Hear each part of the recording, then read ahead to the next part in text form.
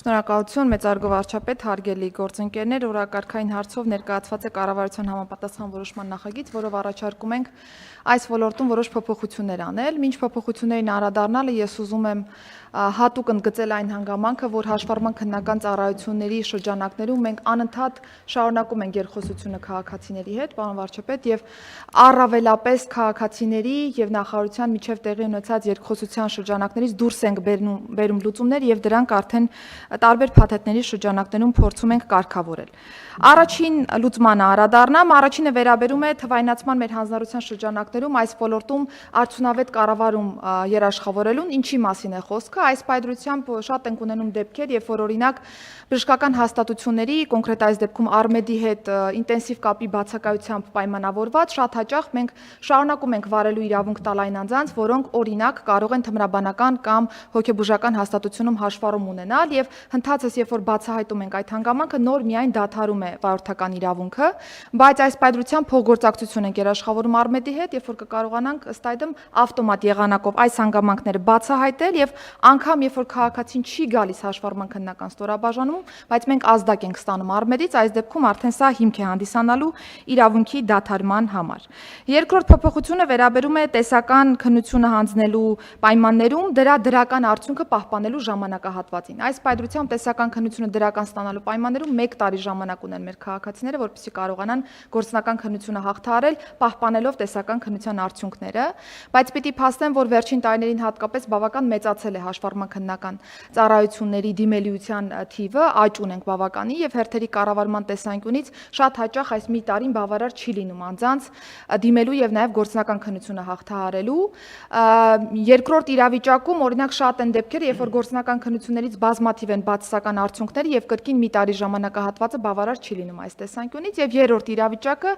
շատ են դիմում նաեւ այս տեսանկյունից քաղաքացիները 1 տարվա կտրվածքով չեն հասցնում ավարտել օրինակ ավտոդպրոցներում իրենց ուսումնառությունը եւ խնդրում են որպեսզի հետաձգվի քննությունը։ Սա շատ դրական ազդակ է այս տեսանկյունից, որովհետեւ սկսել են ավելի պրոֆեսիոնալ զբաղվել վարորդական ուսումնառությամբ եւ նոր միայն անցնել քննությունը։ Մենք նախատեսում ենք, որ 1 տարվա փոխարեն 2 տարի է հնարավոր պահպանել տեսական քննության դրական արդյունքը եւ ազատ հետո արդեն հերթագրվել եւ գործնական քննության համար օր որոշարկել։ Երրորդ փոփոխությունը, որը կրկին գալիս է մեր քաղաքացիներից, վերաբերում է վարելու իրավունքի դեպքում տեսական քննության հարցաշարերին։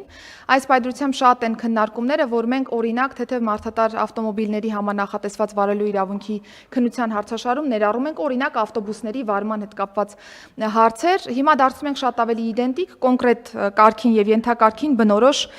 հարցեր պիտի նախատեսվեն հարցաշարում, որը որ կօգնի մեզ դարձնել ավելի արդյունավետ այս կառուցակարգերը։ Այս փոփոխությունն առաջարկում ենք ուժի մեջ դնել սեպտեմբերի 1-ից, որպեսզի հասցնենք մեր թվային համակարգերը ադապտացնել այս փոփոխությանը։ Եվ վերջին փոփոխությունը, որը կրկին մեր քաղաքացիների հետ երկխոսության արդյունքից է ի հայտ եկել, վերջերս ազգային ժողովի կողմից ընդունվեց օրենսդրական նախաձեռնություն, որով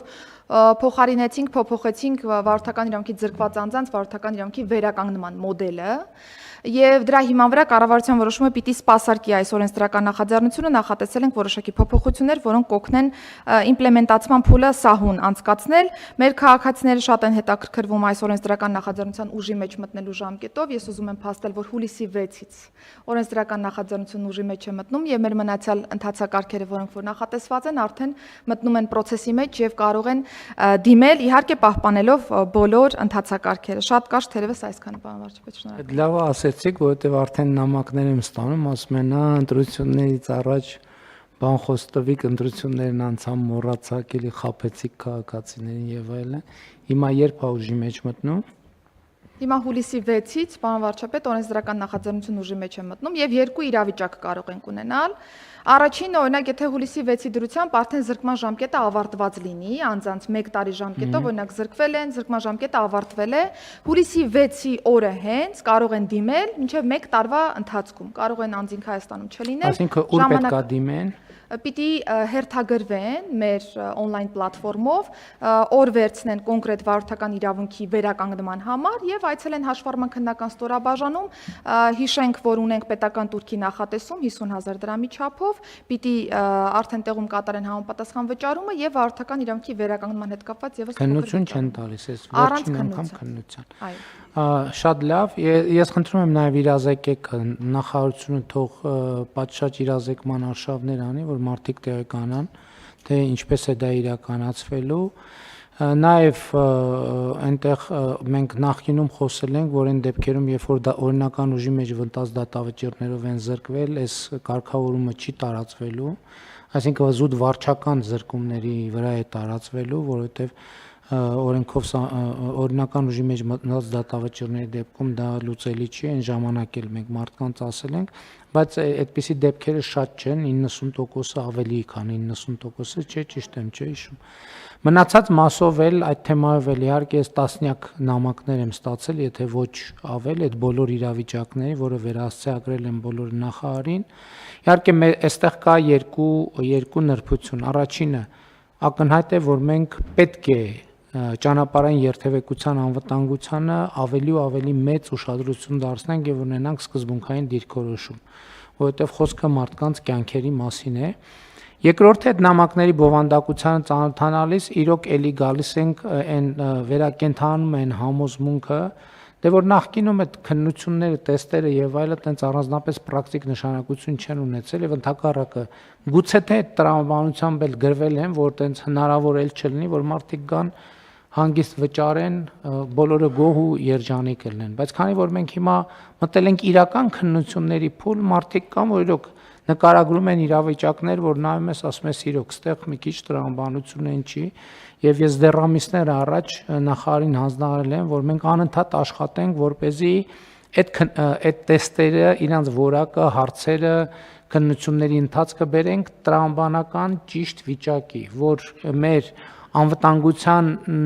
համար մեզ անհրաժեշտ ստանդարտից ոչ մի միլիմետր ներքև չլինեն, բայց տրամաբանության շրջանակներից էլ դուրս չլինեն, բայց էդ էլ է պետք ասել, որ մենք այստեղ էլ զգուշ ենք, այնց չենք վերցնում, ուղղակի sense տողերով ջնջում, որ վերջում էլի կանգնենք նույն կոտրած տաշտակի առաջ եւ համբերատար պետքա այս process-ը սա մի որոշում է, բայց պետք է արձանագրենք, որ հավանականությունը մեծ է, որ սա վերջին այսպիսի որոշումը չի, որովհետև մենք անընդհատ պրակտիկ իրավիճակներից, այդ թվում քաղաքացիների արձագանքը, հական դեպքեր, որ նայում ենք, ասում ենք, հա, տենց էլ պետք է լինի, որովհետև պետք է լուրջ վերաբերվել, բայց կան դեպքեր, օրինակ այն ձեր նշած վերջին դեպքը, երբ որ մարդը գնացել է X մակարդակի կամ X որակավորման վարորդական իրավունք ձեռք բերելու, բայց մենք իրան մտցնում ենք մի փաթեթի մեջ, որ ինքը պետք է մի անգամից ավտոբուսի, չգիտեմ, վերամբարձ կռունկի եւ այլնի ստանդարտի հարցերի պատասխանի, մինչդեռ ինքը չէ ուզում դա։ Հետևաբար այս հարցը պետք է բաժանել, եթե ուզում է, շատ լավ ուզում է, բայց մենք կանխավարկածով չասենք, որ դու այս շրջանակը պետք է բան անես, քննություն հանձնես, որ քեզ թույլ տանք սեդան մեքենա վարես, եւ կարծում եմ սա լավ բարեփոխում է, բայց ելի եմ ասում, մենք այն կանխավարկածով չենք, որ վերջ լուծեցինք այդ հարցը, եւ այն կանխավարկածով էլ չենք, որ ուղղակի պետքա բռնել տողերը ջնջել։ Պետքա հենց երկկողմ պետքա շատ խնամքով վերաբերվել, որպեսզի մենք նաև երթևեկության անվտանգության մեզ համար անհրաժեշտ եւ ցանկալի ստանդարտը կարողանանք պահել։ Խնդրեմ, պարոն Պապիկյան։